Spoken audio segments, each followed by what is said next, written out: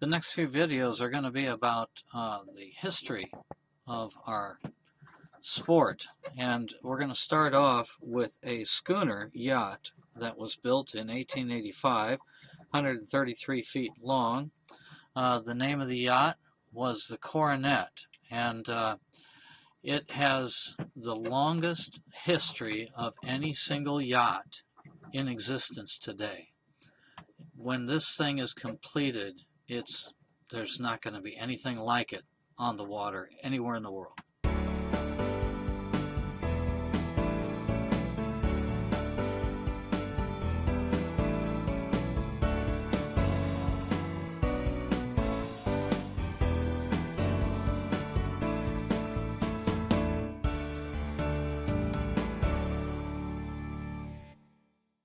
This yacht was born in the Gilded Age. Now, the Gilded Age is the time between the American Civil War and World War I.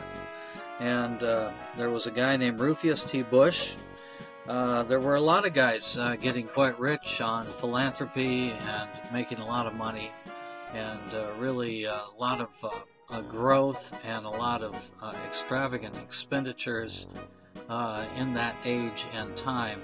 This gentleman, Mr. Bush, sold his oil refinery and decided that he was now a man of leisure, so he commissioned to have the yacht built by the C.R. Pullen Company of Brooklyn, New York. It was launched in August of 1885, and the amazing thing is that it managed to stay in constant commission until it was purchased in 1995 by the International Yacht Restoration School in Newport, Rhode Island. So, and that's where we got to see it.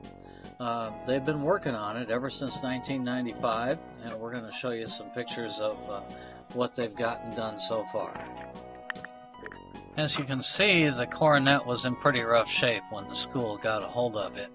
And one of the first things they did after securing it and actually getting it out of the water and building a building around it to begin work, they hired a structural architect, a marine structural architect, to actually redraw all the plans for the boat and start being able to decipher where all the original pieces were, how everything was done.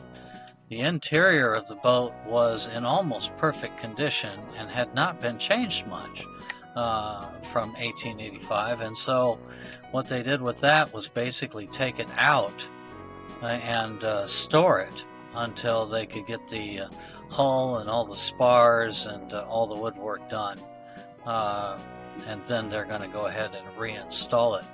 You can go see this boat under construction anytime you want, absolutely free.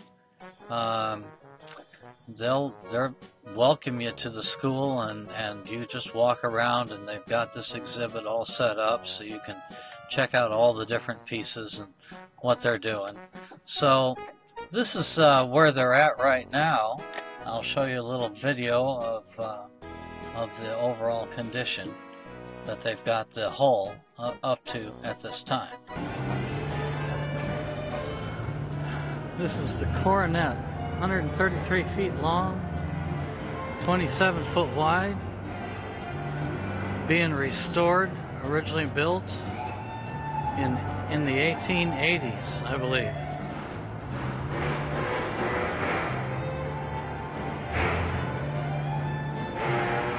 The restoration has been going on since 1995. And you think it took a long time for me to fix up SV Just Dreamin'. This is a schooner rig. Those center areas there are actually, I believe, skylights. It was a luxury yacht in her time. Man, is this thing pretty. This is going to be amazing. Look at the keel on that thing.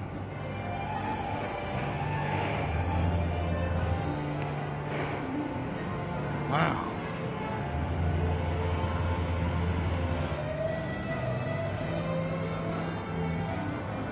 Gorgeous. Absolutely gorgeous. Every owner of the Coronet is known and well documented, and the travels of the Coronet are well documented. Everything, the logbooks were all intact when the school purchased the boat, and these stories, if you want to pause the video for some of these stories of the previous owners of the Coronet, I put them in order of who owned it. It was actually owned by a church or ministry organization from 1905 to 1995, and went all over the world on missionary work. So very, very interesting.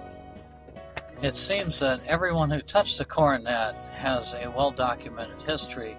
Here's Charles M. Smith, who was found wandering about Greenport. This is an article from the New York Times, July 1980, or 1889, I think. Anyway, when you bought a boat like this, the way they decided to go with your design is you would build a model, and Mr. Smith and his partner built a model of the Coronet and presented it to Mr. Bush among several other structural architects and shipbuilding companies, all vying for the opportunity to build the Coronet for Mr. Bush.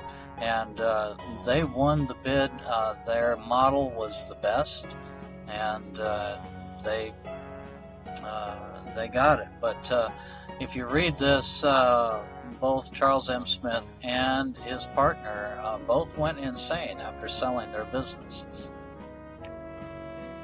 In any case, I felt compelled to go ahead and put this video together. I was really greatly moved by the efforts that this school has put forth in reconstructing both the history and the ship itself.